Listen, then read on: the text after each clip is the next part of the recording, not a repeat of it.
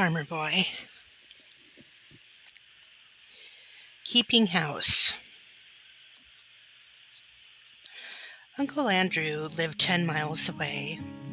For a week, Father and Mother were getting ready to go, and all the time they were thinking of things that must be done while they were away. Even when Mother was climbing into the buggy, she was talking. "Be sure to gather the eggs every night," she said, "and I depend on you, Eliza Jane, to take care of the churning. Don't salt the butter too much. Pack it in the small tub, and be sure you cover it. Remember not to pick the beans and peas I've saved for seed. Now you all be good while we're gone." She was tucking in her hoops down between the seat and the dashboard. Father spread the lap robe. "And mind, Eliza Jane, be careful of fires. Don't you leave the house while there's fires in the cook stove. And don't get to scuffling with lighted candles, whatever you do. And..." Father tightened the reins and the horses started. "Don't eat all the sugar," Mother called back. The buggy turned into the road. The horses began to trot, rapidly taking Father and Mother away. In a little while, the sound of the buggy wheels ceased. Father and Mother were gone. Nobody said anything. Even Eliza Jane looked a little scared. The house and the barns and the fields seemed very big and empty. For a whole week, Father and Mother would be 10 miles away. Suddenly, Almanzo threw his hat into the air and yelled, "Woohoo!" Alice hugged herself and cried, "What'll we do first?" They could do anything they liked. There was nobody to stop them. "We'll do the dishes and make the beds," Eliza Jane said, bossy. "Let's make ice cream," Royal shouted. Eliza Jane loved ice cream. She hesitated and said, "Well..." Almanzo ran after Royal to the ice house. They dug a block of ice out of the sawdust and put it in a grain sack. They laid the sack on the back porch and pounded it with hatchets till the ice was crushed. Alice came out to watch them while she whipped egg whites on a platter. She beat them with the fork till they were too stiff to slip when she tilted the platter. Eliza Jane measured milk and cream and dipped up sugar from the barrel in the pantry. It was not common maple sugar, but white sugar, bought from the store. Mother used it only when company came. Eliza Jane dipped 6 cupfuls.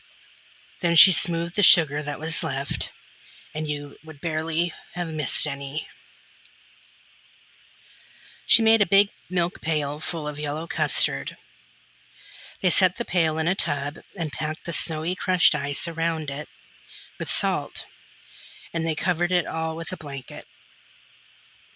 Every few minutes they took off the blanket and uncovered the pail and stirred the freezing ice cream. When it was frozen, Alice brought saucers and spoons, and Almanzo brought out a cake and the butcher knife. He cut enormous pieces of cake, while Eliza Jane heaped the saucers. They could eat all the ice cream and cake they wanted to. No one would stop them. At noon they had eaten the whole cake and almost all the ice cream. Eliza Jane said it was time to get dinner, but the others didn't want any dinner. Almanzo said, "All I want is a watermelon." Alice jumped up. "Goody! Let's go get one." "Alice," Eliza Jane cried, "you come right back here and do the breakfast dishes." "I will," Alice called out, "when I come back." Alice and Almanzo went into the hot melon field, where the melons lay round above their wilting flat leaves. Almanzo snapped his finger against the green rinds and listened. When a melon sounded ripe, it was ripe.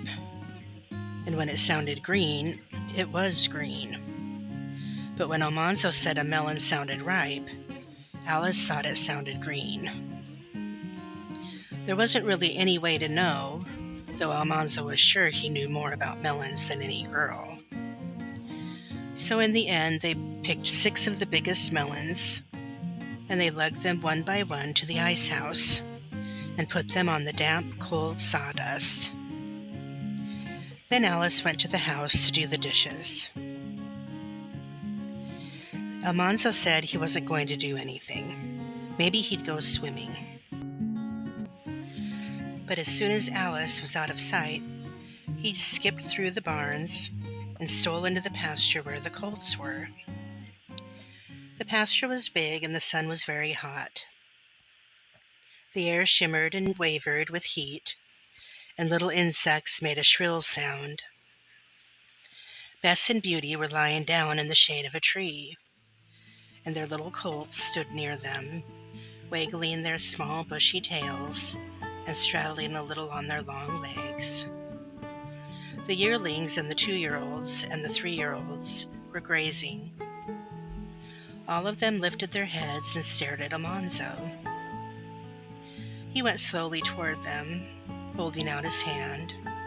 There was nothing in his hand, but they didn't know that. He didn't want to do anything. He only wanted to get near enough to pet them. Starlight and the other little colt ran wobbling to their mothers, and Bess and Beauty lifted up their heads and looked, then laid them down again. The big colts all pricked up their ears. One big colt stepped toward Almanzo, then another. The 6 big colts were all coming. Almanzo wished he had brought carrots for them. They were so beautiful and free and big, tossing their manes and showing the whites of their eyes. The sunshine glistened on their strong, arched necks and on the muscles of their chests. Suddenly, one of them said, "Whoosh!" One of them kicked, one of them squealed, and all at once their heads went up, their tails went up, and their hooves thundered on the ground. All their brown haunches and high black tails were turned to Almanzo. Like a thundering whirlwind, the 6 colts went around the tree, and Almanzo heard them behind him. He whirled around. He saw their pounding hoofs and big chests coming straight at him. They were running too fast to stop. There wasn't time to get out of the way. Almanzo's eyes shut. He yelled, "Whoa!" The air and the ground shook. His eyes opened. He saw brown knees rising up in the air. A round belly and hind legs rushed overhead. Brown sides went by him like thunder. His hat flew off. He felt stunned. One of the 3-year-olds had jumped over him. The colts were thundering down across the pasture, and Almanzo saw Royal coming. "Leave those colts be!" Royal shouted. He came up and said that for a cent, he'd give Almanzo a licking he'd remember. "You know better than to fool with those colts," Royal said. He took Almanzo by the ear. Almanzo trotted, but his ear was pulled all the way to the barns. He said he hadn't done anything. Royal wouldn't listen. "Let me catch you in that pasture again, and I'll whale the hide off you," Royal said. "I'll tell Father, too." Almanzo went away rubbing his ear. He went down to Trout River and swam in the swimming hole till he felt better. But he thought it wasn't fair that he was the youngest in the family. That afternoon the melons were cold, and Almanzo carried them to the grass under the hemlock tree in the yard. Royal stuck the butcher knife into the dewy green rinds, and every melon was so ripe that the rinds cracked open.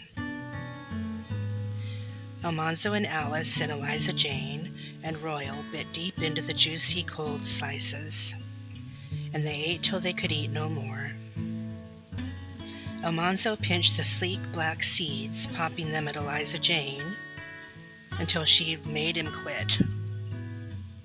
Then he slowly ate the last slice of melon, and he said, "I'm going to fetch Lucy to eat up the rinds." "You will not do any such thing," Eliza Jane said. "The idea! A dirty old pig in the front yard." "She is not either a dirty old pig," said Almanzo. "Lucy's a little, young, clean pig, and pigs are the cleanest animals there are. You just ought to see the way Lucy keeps her bed clean, and turns it, and airs it, and makes it up every day. Horses won't do that, nor cows, nor sheep, nor anything. Pigs, I guess I know that. I guess I know as much about pigs as you do," Eliza Jane said. "Then don't you call Lucy dirty. She's just as clean as you be." "Well, Mother told you to obey me," Eliza Jane answered. "And I'm not going to waste melon rinds on any pig. I'm going to make watermelon rind preserves." "I guess they're as much my rinds as they are yours," Almanzo began. But Royal got up and said, "Come along, Manzo. It's chore time." Almanzo said no more, but when the chores were done, he let Lucy out of her pen. The little pig was as white as a lamb, and she liked Almanzo. Her little curled tail quirked whenever she saw him. She followed him to the house, grunting happily, and she squealed for him at the door till Eliza Jane said she couldn't hear herself think. After supper, Almanzo took a plate of scraps and fed them to Lucy. He sat on the back steps and scratched her prickly back. Pigs enjoy that. In the kitchen, Eliza Jane and Royal were arguing about candy. Royal wanted some, but Eliza Jane said that candy pulls were only for winter evenings. Royal said he didn't see why candy wouldn't be just as good in the summer. Almanzo thought so too, and he went in and sided with Royal. Alice said she knew how to make candy. Eliza Jane wouldn't do it, but Alice mixed sugar and molasses and water and boiled them. Then she poured the candy on buttered platters and set it on the porch to cool. They rolled up their sleeves and buttered their hands, ready to pull it, and Eliza Jane buttered her hands too. All the time, Lucy was squealing for Almanzo. He went out to see if the candy was cool enough, and he thought his little pig should have some. The candy was cool. No one was watching, so he took a big wad of the soft brown candy and dropped it over the edge of the porch into Lucy's wide-open mouth. Then they all pulled candy. They pulled it into long strands and doubled the strands and pulled again. Every time they doubled it, they took a bite. It was very sticky. It stuck to their teeth and their fingers and their faces. Somehow it got in their hair and stuck there. It should have become hard and brittle, but it didn't. They pulled and they pulled. Still it was soft and sticky. Long past bedtime, they gave it up and went to bed. Next morning, when Almanzo started to do chores, Lucy was standing in the yard. Her tail hung limp and her head hung down. She did not squeal when she saw him. She shook her head sadly and wrinkled her nose. Where her white teeth should have been, there was a smooth brown streak. Lucy's teeth were stuck together with candy. She could not eat, she could not drink, she could not even squeal. She could not grunt, but when she saw Almanzo coming, she ran. Almanzo yelled for Royal. They chased Lucy all around the house, under the snowball bushes and the lilacs. They chased her all over the garden. Lucy whirled and dodged and ducked and ran like anything. All the time she didn't make a sound. She couldn't. Her mouth was full of candy. She ran between Royal's legs and upset him. Almanzo almost grabbed her and went sprawling on his nose. She tore through the peas and squashed the ripe tomatoes and uprooted the green round cabbages. Eliza Jane kept telling Royal and Almanzo to catch her. Alice ran after her. At last they cornered her. She dashed around Alice's skirts. Almanzo fell on her and grabbed. She kicked and tore a long hole down the front of his blouse. Almanzo held her down. Alice held her kicking hind legs. Royal pried her mouth open and scraped out the candy. Then how Lucy squealed. She squealed all the squeals that had been in her all night, and all the squeals she couldn't squeal while they were chasing her, and she ran screaming to her pen. "Almanzo James Wilder, just look at yourself," Eliza Jane scolded. He couldn't, and he didn't want to. Even Alice was horrified because he had wasted candy on a pig. And his blouse was ruined. It could be patched, but the patch would show. "I don't care," Almanzo said. He was glad it was a whole week before Mother would know.